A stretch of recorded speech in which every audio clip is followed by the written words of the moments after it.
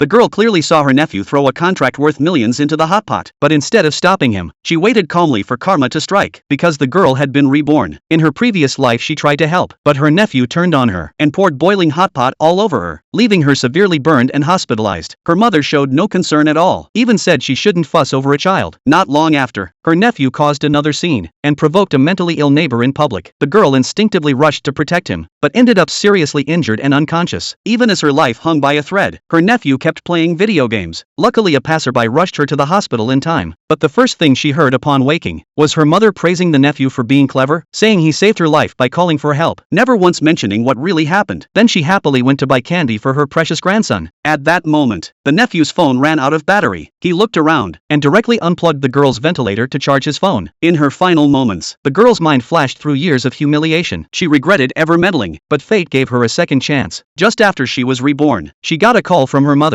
and realized she had returned to the day at the hot pot restaurant. She rushed over immediately, remembering how last time, her sister-in-law deliberately pushed the nephew to overorder, making her pay an extra $8,000 for ingredients. And worse, she got her face burned by hot oil when she tried to intervene. This time, she decided to stay out of it. The girl arrived and sat at the farthest corner from her nephew, watching his every move in silence. She wanted to see how far he'd go this time. Sure enough, the nephew started acting out again, banging his head repeatedly against the back of a man at the next table. Thankfully, the man remained polite, only asking them to keep the child in check, but the girl's mother arrogantly snapped back, saying a man with such a petty heart wasn't destined for success, then proudly declared her son was about to be promoted to a big leadership role, not knowing the man she insulted was actually her son's company CEO and his assistant. In just a few hours, she would pay dearly for her rudeness. To get revenge, the nephew threw a soda bottle at their table, splashing sauce all over the CEO's suit. The CEO stayed calm and gently requested compensation for the ruined clothes, but the girl's mother and sister-in-law kept defending the boy. As the argument escalated, the girl continued eating, silently enjoying the unfolding drama, because in her past life, it was only after this point that she discovered who those two men really were. Later that night, they were scheduled to attend an employee promotion ceremony, one that included her brother. To avoid affecting the event, the men went to the restroom to clean up, but as soon as they left, the nephew started causing trouble again.